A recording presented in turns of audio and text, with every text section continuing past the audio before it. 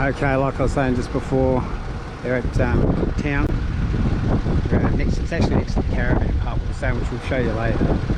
This memorial and leopard tents were donated by the Commonwealth of Australia, by the government if you like. Anzac Park Arch rebuilt in honour of the 100th year anniversary of Gallipoli World War I, opened on the 20th of April 2015 in dedication to all service personnel who went to war.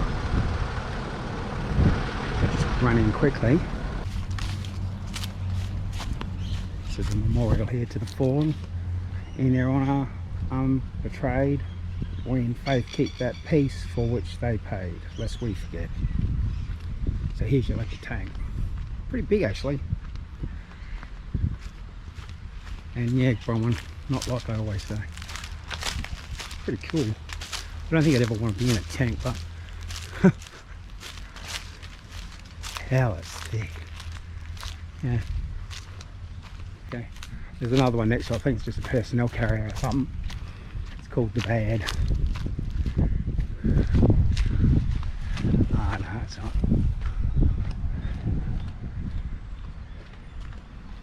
Yeah, it is.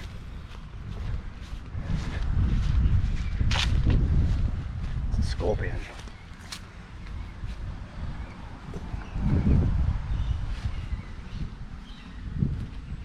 I don't know what it's for, but that's it. Leopard tank, the memorial. Bye. Okay, so now we've headed up the grassy knoll section.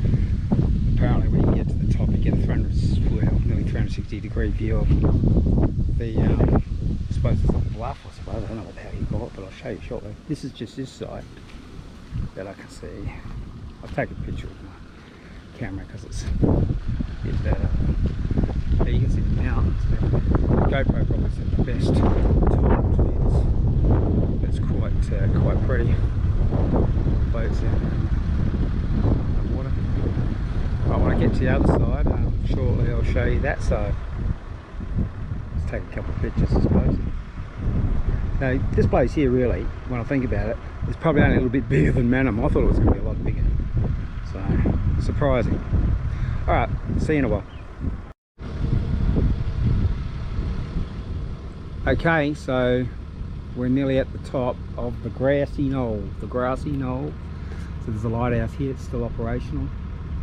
So this is where Captain Cook come around here and had to do repairs to the ship. It's a lengthy process. Not sure how long they were stuck here for, they were doing it. I'm sure somebody knows. It's very hard to read all this stuff. It's a bit bright at the moment. Okay, let's go up and see what we can see.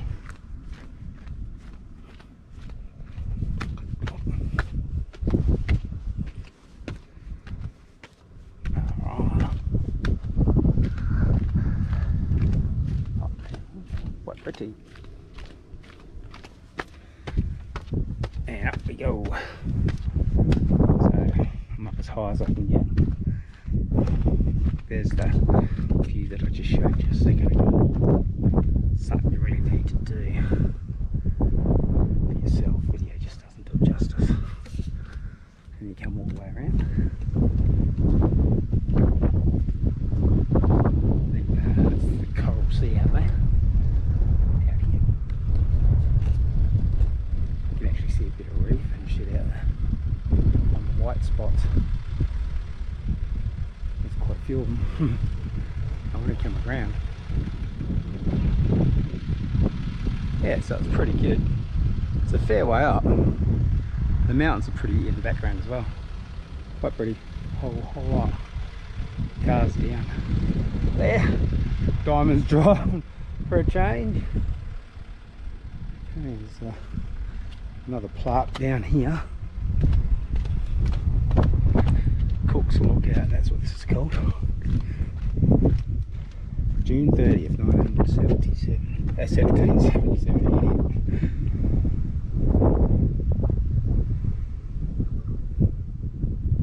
1770, James Cook and Joseph Banks stood on this spot and surveyed the dreadful predicament that they and their companions faced as castaways on these shores. On June 30th, 1770, Cook, in the AM, I went up myself upon this hill, which is over the south point, to take a view of the sea. At this time it was low water, and I saw what gave me no small uneasiness, which were a number of sandbanks or shoals laying along the coast. The innermost lay about 3 or 4 miles from the shore, and the outermost extended off to sea, as far as I could see with my glass. Some just appeared above water. The only hopes I had of getting clear of them is to the northward, where there seems to be a passage, for as the wind blows constantly from the southeast, we shall find it difficult, if not impracticable, to return to the southward. So in other words, they probably won't come back here. Because yeah, you can see it from here. It's one really big long one. There's a boat out there. I don't know what that boat is, but unless it's an old one. Okay, so that's it. Alright, so now we're back down from the grassy knoll, and this is the Captain Cook Monument. And this is the site where they landed on their dinghy, whatever they bloody called it back then anyway, when the Endeavour was stranded out there. And I'm not sure, I'll have to work out what they did, but they brought it here because they managed to stop it from sinking a bit, and I reckon they sailed it into here and repaired it. That's how I think it went down. But hey, June 17, 1770, Captain Cook landed here and done up Cook. Oh, is that down there? Cooktown Cannon.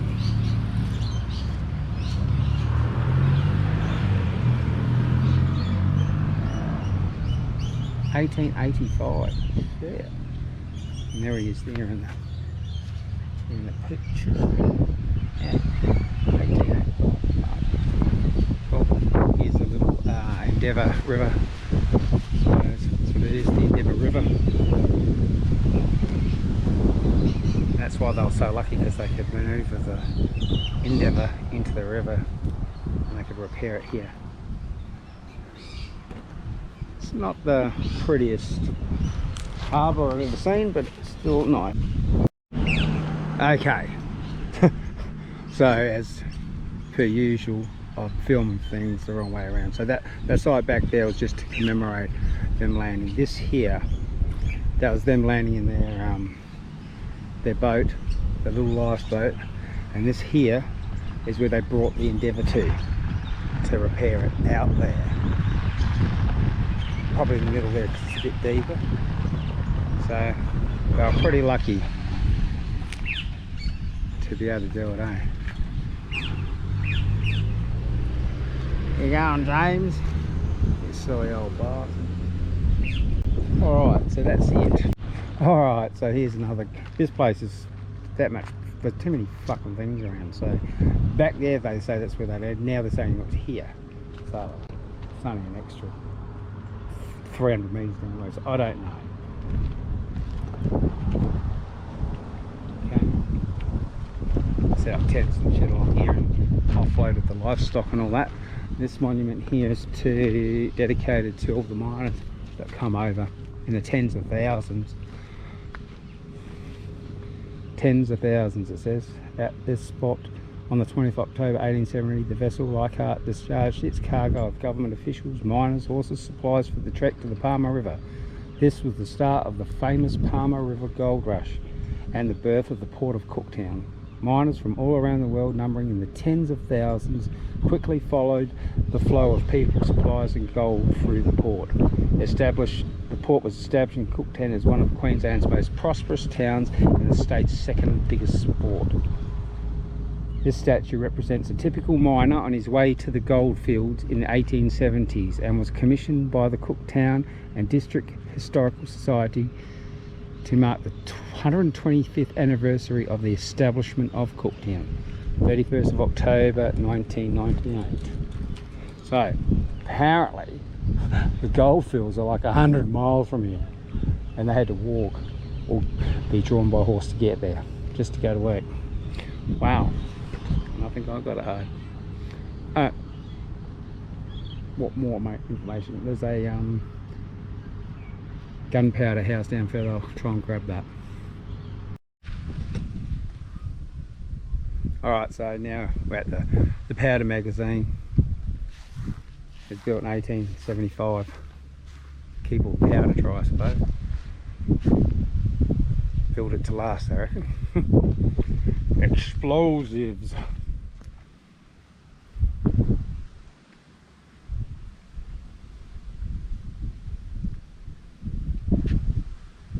And so, made it in 1870. Pretty good, I bet you. It has to have been partially restored. Couldn't be that flippin' old. A roof, one thing to be rooted. Yeah, so that's that. 1875.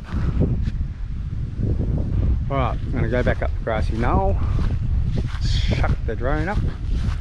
Hopefully there's nobody up there because some people get it funny. And, oh look, Diamond's driving. Oh my god. Alright, bye.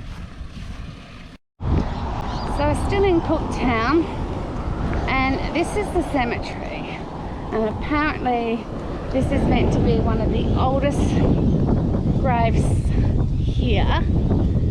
I just have to find it. I think it's, I've already found it. It's 1879, I think. I think this is the right one. Then again, I could be wrong. So, 1916. Okay. Wow.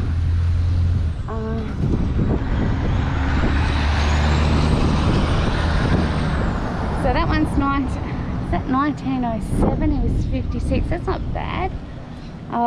49. No, not so good. 1907. This one here. Sorry. 1879 to 1907. This is a French sailor. I can't quite read it. Sorry, guys. French sailors were entered here in 1907. They are 76 fellow passengers and crew of the Navy ship ALLOT died at sea early in 1879. They were on a voyage from France to New Caledonia when yellow fever struck soon after a refueling stop in Java. 4 bodies were washed ashore following a 1907 cyclone. They were identified as victims who had died soon after the ALLOT had arrived off Cooktown. Now I wonder if this is the grave they're talking about, which would be the oldest grave. Yeah, maybe. I'm not sure. Wow. Oh, what a shame it's fallen over. 1908. Loving memory. Austin. Why can't I just put it back together? It's a shame. 84, that's not a bad ending. 1944, 1946. Wow. Sorry guys, I can't quite read that one. I think it's 1918. I've got this feeling it is. 1909, 1918, 1909. I'm pretty sure the 1871's the one I was coming in here to look for. 1900, Matthew Cleary. 1900. So yeah, this must be one of the oldest ones around, they're saying. 1894. Okay. He was 32. He's not very old, is he, little bugger? Okay. 1921.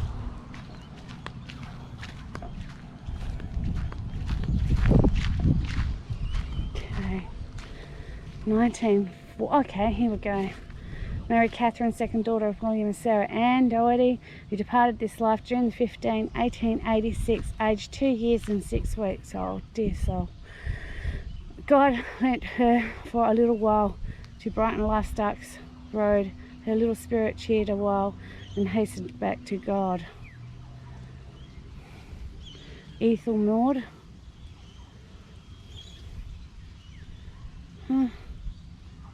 Taken a love from mother. Yeah, mother always loves her children.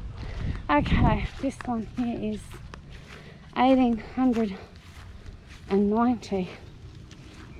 And that is Patrick O'Leary. Wow. Some new ones.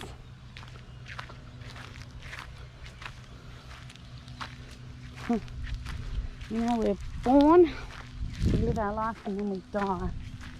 Sad, really, isn't it? This one doesn't have a plaque. I was trying to head to the ones that I've seen with all the sour things down there. 1898. It's the Roman Catholic part, apparently. 1899. 1896. 1953. 1894. Also Margaret, the wife of J. Savage, who departed this life the 7th of April. She's 43. And John was 1890, 52 is the Savage name. Yeah, okay, pretty savage. Yeah, that, I'm funny. 32, 1882. 1875. Wow, I'd say that one there's pretty old, don't you reckon?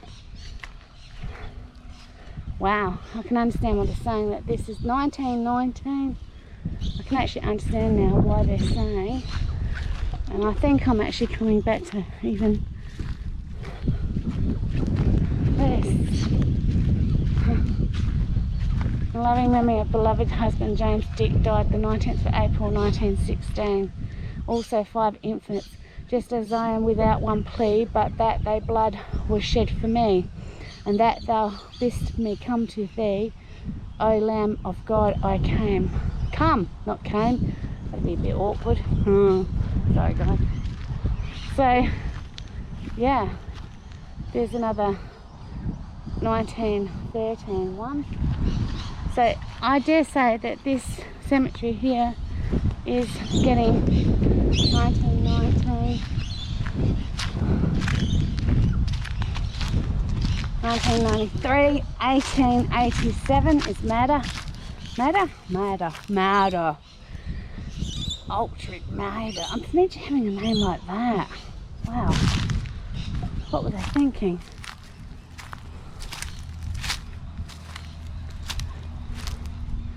$18.89. Trying to find one less than that.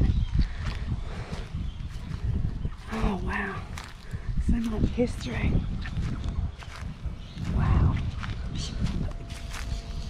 Oh, come on, diamond, you've got to find one that's less. 1886. What am I looking for before 1876, aren't I? Mary Moffat, 1876. George Moffat, 22 years. Gee, they didn't live long, did they? 1886. 1950. Oh, he had a good inning. Wow. Well, I could keep going, but you get the general idea that this is 1885. Alexander Compton, Oxford, England, 6th of February 1827. So I think you kind of get the general idea that these are really, really old graves. 1879. You watch, it's probably one of the older ones up there that I didn't go to. So yeah, it's very humid and hot here today. It's very dry.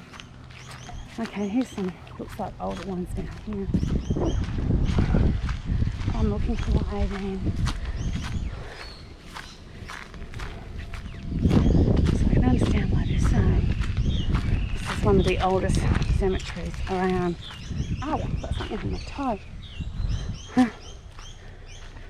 I can't even read that one. I wanted to head back over to that other one. I reckon it's the sailor's one.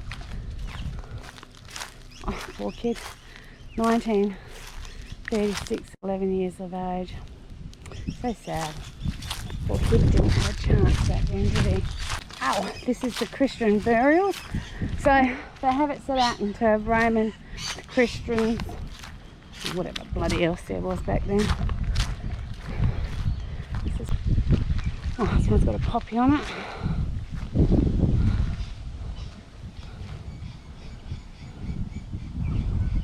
Soldiers who went to sea sadly misfunded. 32 small ships.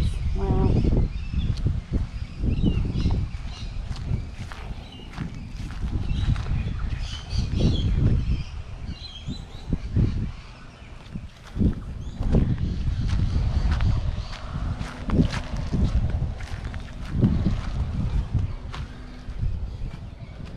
This one is 1880.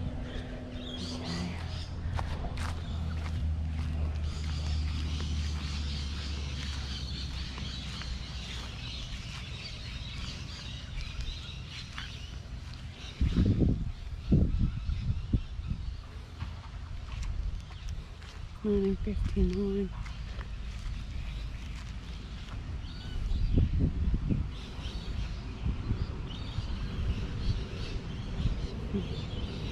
Seven months, 6 weeks, Victor Paul.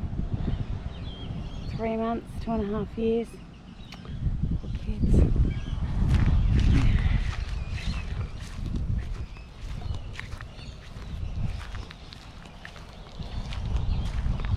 (1921). Loving memory of Rod O'Brien, died 19th of June, 1.5 years old. This is the one that I'm going to bring you to. It looks so, I'm not sure what language this may have been, but they're obviously, not sure if they're all the same. Yep, no, they're not all the same family. Okay, that's a bit of the past, guys.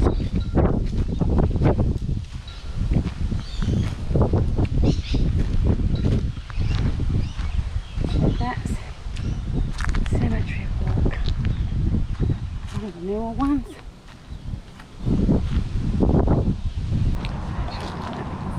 Picture of them both. Alright guys, that's the cemetery. Tiled one here, a bit creative. 1916 to 2001. Wall ones.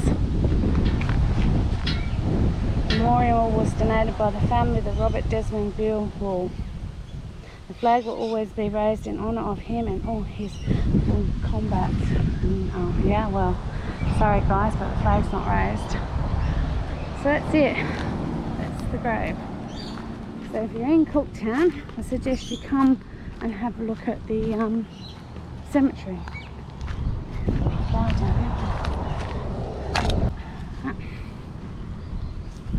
That's it guys.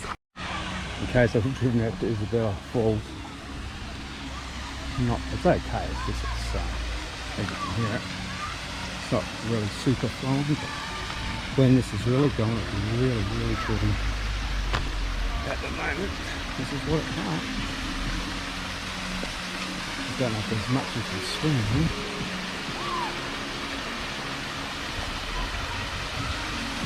Nice.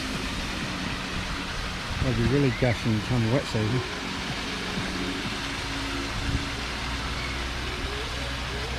A few people down there swimming on the other side. Nobody's swimming on this side. This is Isabella Falls, about 35 k's from the caravan park. Nice.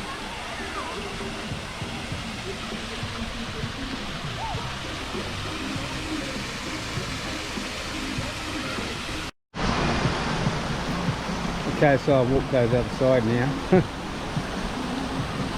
It's quite a way down. That's where I was taking the video from before.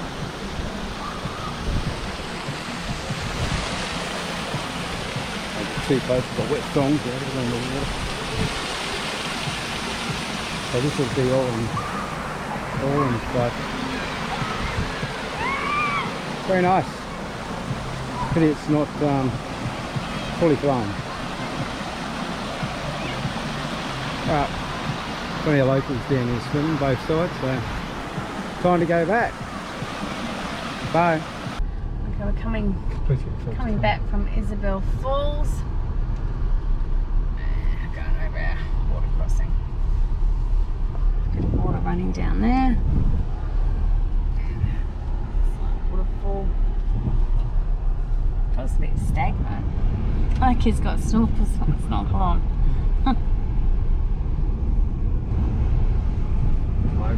The Hope Valley Foundation.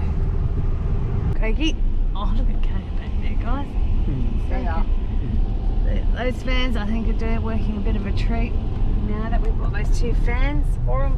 Yeah. They've just got clip-ons and they plug into the 12-volt back there. You can see Kate. And Bears is actually got his on oscillating. Just help keep him a bit cool, and Pete's starting to stop the car when we get out. Still running the air conditioner, of course. Can't have our babies hot. Anyway, I must say one thing about Cooktown. It makes you perspire. I have never had so many wet t-shirts before in my entire life. Oh well. So that's it. I'm going home. I'm going to have a swim in the pool, which is hot. But hey, still refreshing. 28 degrees or something. Oh, it would have been about 24, I reckon, yesterday. Hi, Kaya. Hi, Coco. Hi, Kaya. Hi, sweetie.